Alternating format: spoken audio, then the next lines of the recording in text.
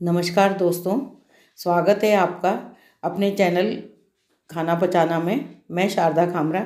दोस्तों, आजकल चल रहा है सर्दियों का मौसम और सर्दियों के मौसम में साग बहुत ही टेस्टी लगता है। और साग जितना बनाने में बहुत मुश्किल है उतना खाने में बहुत ही टेस्टी होता है। टाइम ज़रूर लगता है लेकिन खाने में बहुत ही टेस्टी होता है। तो आज हम सरसों का साग और मक्की की रोटी बनाते हैं। तो चलिए शुरू करते हैं। तो इसके लिए मैंने लिया है 1 किलो सरसों के पत्ते, गंदलों समेत। सरसों का साग जो है जिनमें गंदलें होती हैं ना, वो बहुत ही स्वादिष्ट बनता है। मोटी मोटी गंदलें, उसको छील के और उसको काटना, तो उसका साग बहुत ही टेस्टी बनता है। तो मैंने 1 किलो सरसों के पत्ते लिए, पीली सरसों के। और 250 ग्राम मैंने ली है पालक, और 200 ग्राम मैंने लिया है बाथू। बाथू यानी कि बथुआ। तो तीनों को बहुत अच्छे से कम 4 पानी में धो के 4 बार धोया है मैंने, ताकि इसमें रेत मिट्टी किरकिरी ना आए। तो ऑलरेडी वैसे भी हरी सब्जियों में तो आयरन की मात्रा बहुत ज़्यादा होती है, और अगर मिट्टी आ गई तो और बहुत बुरा लगेगा। पेट में पथरी होने के चांसेस ज़्यादा बन जाते हैं। तो इसलिए इसको धोना साफ़ करना बहुत ही ज़रूरी है। तो मैंने सारे पत्ते अच्छे से बड़े पतीलों में और खूब खुले पानी में अच्छे से धो लिए हैं। और अब हमने कुकर में तीनों पत्ते, तीनों सब्जियां जो है डाल के इसको पका लिया अच्छे से।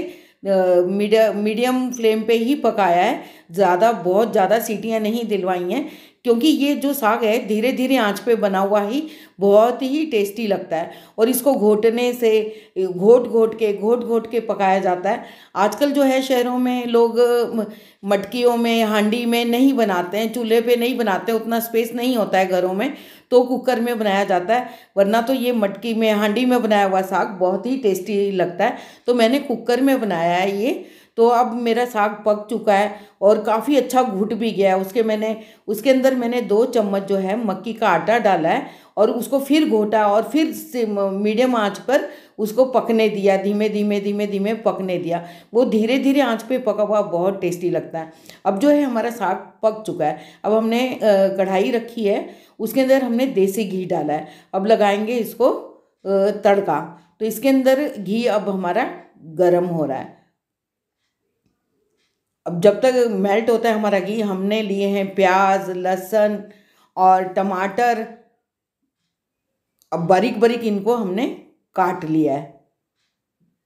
और जब सरसों के साग के पत्ते जब मैंने उबालने के लिए रखे थे कुकर में, तो मैंने कम से कम 10-15 कलियां लहसुन की छील के उसमें डाल दी थी ऑलरेडी, क्योंकि लहसुन भी साथ साथ पकता है तो उसका स्वाद दुगना हो जाता है। तो अब हमने और लहसुन भी, थोड़ा लहसुन और हमने देसी घी में डाला है। इसको भूनेंगे, और इसमें थोड़ी बारीक बारीक अदरक भी मैंने डाली है, और उसको अब हम गोल्डन ब्राउन करेंगे।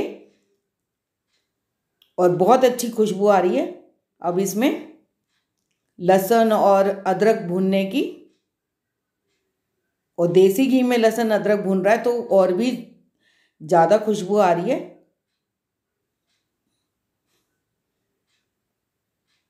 साग खाने के लिए तो डेली अगर कोई साग दे सर्दियों में तो डेली भी खा सकते हैं, इतना घर में सबको पसंद है। और हमें ही नहीं, सारे यहाँ हरियाणा पंजाब में तो बहुत फेमस है सरसों का साग और मक्की की रोटी।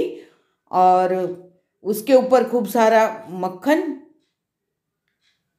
बहुत स्वादिष्ट लगता है। बनाने में टाइम ज़रूर लगता है, उतना ही खाने में भी मज़ा आता है। तो अब हमारा ये गोल्डन ब्राउन आप देख रहे हो, लहसुन अदरक भून चुका है। अब हमने जो बारीक बारीक प्याज काटे थे वो इसमें डाल दिए हैं, और वो भी हम प्याज भी इसके साथ ही भूनेंगे। और बहुत ज़्यादा नहीं पकाना है प्याज को, बहुत ज़्यादा नहीं गोल्डन करना है, थोड़े सॉफ्ट हो जाएं, ट्रांसपेरेंट से हो जाएं, बस इतना ही। तो अब इसको लगातार हम चलाते रहेंगे और भूनेंगे।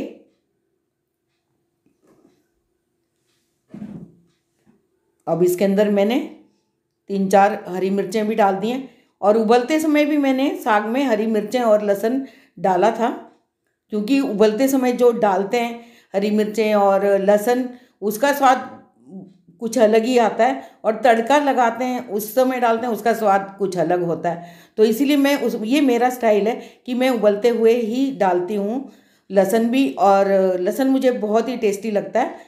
तो अगर आप लहसुन नहीं खाते हो तो स्किप कर सकते हो। तो अब हमारे प्याज भी सौटे हो गए हैं, और अब हम इसमें आधी चम्मच हल्दी डालेंगे और अच्छे से इसको मिलाएंगे।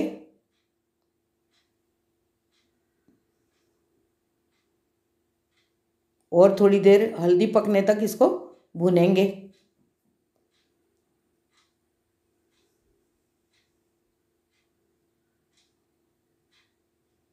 अब मैंने 3 टमाटर छोटे छोटे काट के रखे थे, अब वो टमाटर इसमें डाल दिए हैं मैंने। अब इसको फिर से मिक्स करेंगे और इसको अच्छा सा मसाला इसका तैयार करेंगे। टमाटर पकने तक इसको चलाते रहेंगे और पकाएंगे, और थोड़ा सा नमक डालेंगे, जिससे कि आपको पता ही है कि नमक डालने से टमाटर बहुत जल्दी गल जाते हैं। तो अब इसमें हमने नमक डाल दिया है। साग में वैसे भी पहले नमक नहीं डालते, लास्ट में ही नमक डालते हैं, ताकि अच्छे से इसका टेस्ट आए। अगर हमने साग उबालते समय ही नमक डाल देंगे तो उतना टेस्ट नहीं आएगा, और जो है उसका रंग भी चेंज हो जाएगा। तो इसीलिए अब मैंने तड़के में डाला है। उधर हमारा तड़का तैयार हो रहा है, और अब हमारा तड़का तैयार हो चुका है। अब हमने जो उबाल के रखा था साग, और जिसको मैंने घोटने से खूब अच्छे से घोट दिया है, उसमें लहसुन भी डला हुआ है और हरी मिर्चें भी डली हुई हैं, 2 चम्मच आटा भी डाला है मक्की का, और खूब अच्छे से घोट दिया है। अब हम इसको तड़के के अंदर डालेंगे और फिर अच्छे से इसको खूब मिक्स करेंगे। और दोस्तों एक बात और, कि साग जितना बासी हो जाता है उतना ही बहुत ही स्वादिष्ट लगता है।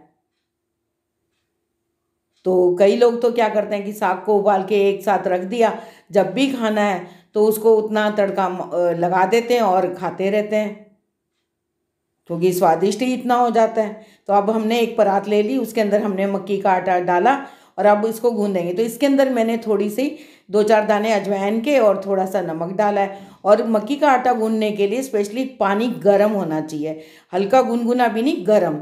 और उसके बाद इसको जितना हम ऐसे हथेलियों से रगड़ रगड़ के आटा गूंदेंगे ना, उतना ही इसके अंदर लचीलापन आएगा, उतना ही लचक आएगी आटे के अंदर। तब हम जैसे बेलेंगे आराम से बिलता जाएगा, और कहीं से भी रोटी टूटेगी नहीं। वरना क्या होता है कि अगर अच्छे से आटा नहीं गूंदा या ठंडे पानी से आटा गूंदेंगे तो रोटी बनती ही नहीं है। बेलने की तो बात दूर है, हाथ से भी थप थप के जैसे ये मैं बना रही हूँ इस तरह से भी नहीं बनती, वो रोटी टूट ही जाती है। तो इसीलिए इसमें खास बात तो यही है कि इसको गर्म पानी से गूंदना है आटे को, और खूब मसलना है। तो अब देखो मैंने हाथ से बड़ी कर ली और हल्का सा बेलन लगा दिया, तो अब हमारी रोटी बहुत अच्छे से बिल गई है। अब हमारी रोटी सिक भी गई है। अब इसको मैंने देसी घी लगा दिया है, और अब हमने दूसरी तरफ भी देसी घी लगा दिया। अब दोनों तरफ से हमारी रोटी पक गई है। और थोड़ी गेहूं के आटे की बजाय मक्की के आटे की रोटी जो है थोड़ी मोटी होती है, इसलिए इसको दबा दबा के सेकनी पड़ती है कि कहीं अंदर से कच्ची ना रह जाए। अब हमारी रोटी तैयार हो गई है। अब दूसरी रोटी है ये। तो इस तरह से ये भी रोटी हमारी बिल्कुल तैयार हो चुकी है। कई लोगों को बहुत मुश्किल लगती है कि मक्की की रोटी कैसे पकाएं, लेकिन नहीं, बहुत आसान है मक्की की रोटी बनाना भी। जैसे गेहूं की रोटी बनती है उसी तरह, बस इसमें यही है कि गर्म पानी से आटा गूंदना है, और थोड़ी ये हैवी भी होती है। तो इसीलिए मैंने इसके अंदर अजवाइन के 2-4 दाने डाले हैं। साग के साथ तो मक्की की रोटी का तो जवाब ही नहीं है। अब इस पे भी हम उसी तरह घी लगाएंगे अच्छे से। रोटी हमारी सिक चुकी है पूरी। अब दोनों तरफ हमने घी लगा दिया, हमारी दोनों रोटियां बन चुकी हैं। अब हम एक सर्विंग प्लेट में निकाल देंगे उसको। और अब हमारी काम थोड़ा सा अधूरा है, इसको फाइनली टच देना अभी बाकी है। तो अब हमने तड़का पैन ले लिया है, उसके अंदर हमने देसी घी डाल दिया और हल्की सी लाल मिर्च डाली है और लाल सूखी मिर्चें और थोड़ी 1-2 हरी मिर्च भी डाल दी है। अब ये तड़का हम, और थोड़ी सी मैंने कसूरी मेथी भी डाल दी इसके अंदर, ये तड़का अब हम अपने साग के ऊपर डालेंगे। वाह वाह, बहुत ही टेस्टी लग रहा है, बहुत ही टेस्टी है भी ये। और ये हमारा सरसों का साग और मक्की की रोटी, साथ में कच्चे प्याज, वाह क्या लजीज खाना तैयार हो गया है। तो आप भी इसी तरह बनाइए, खाइए और एंजॉय कीजिए। फिर हम मिलते हैं एक नई वीडियो के साथ। तब तक के लिए goodbye and take care.